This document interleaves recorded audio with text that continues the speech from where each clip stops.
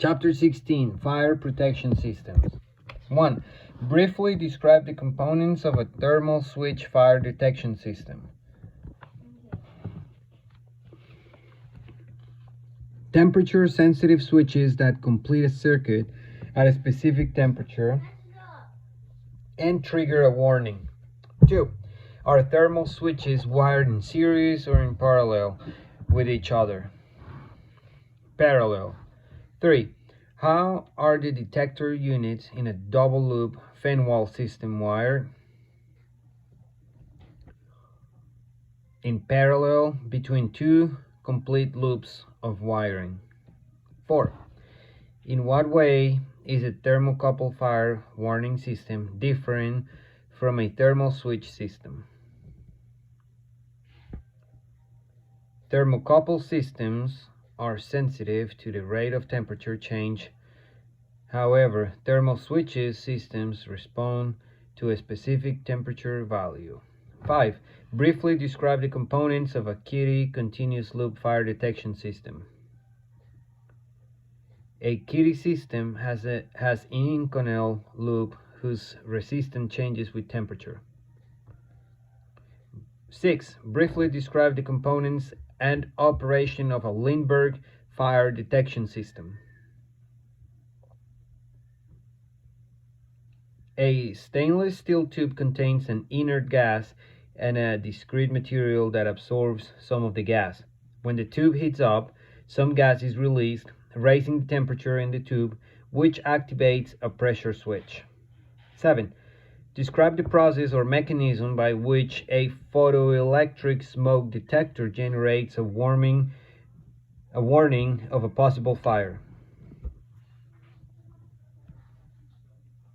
Smoke particles refract light in the detector unit, causing the photoelectric cell to conduct electricity and trigger the alarm. 8. How can the operation of a photoelectric smoke detector be tested? By actuating a test switch. 9. Name two types of smoke detection systems used in aircraft.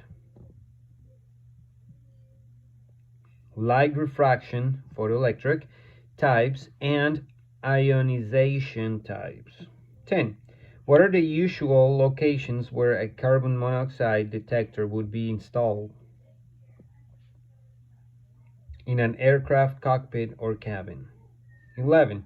How does a carbon monoxide detector indicate the presence of this deadly gas?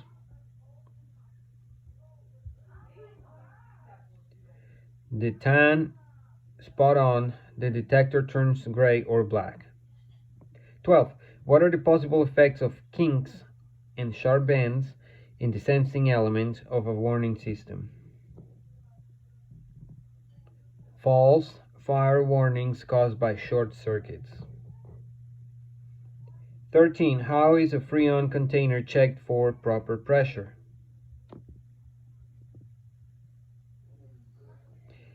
A chart must be used to determine the maximum and minimum gauge pressure readings based on the ambient temperature. 14. Name the two basic types of fire extinguishing systems. The conventional system and the high-rate discharge system. 15. Name the extinguishing agent most commonly used by conventional fire extinguishing systems. Carbon dioxide. 16. Name the extinguishing agent most commonly used by high-rate discharge fire extinguishing systems. Halon, also known as Freon. 17. How are Freon bottles protected from excessively high temperatures, and how can you tell that this has occurred? A thermal fuse or blowout disc will release the agent if the bottle temperature exceeds a certain limit. This blows out a red indicator disc. 18. What condition is indicated if the yellow disc is missing in a fire extinguishing system?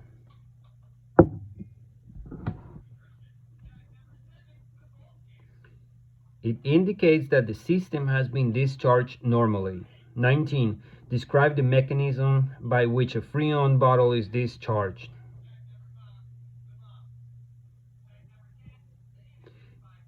An electrical signal fires an explosive squib which ruptures a frangible disc.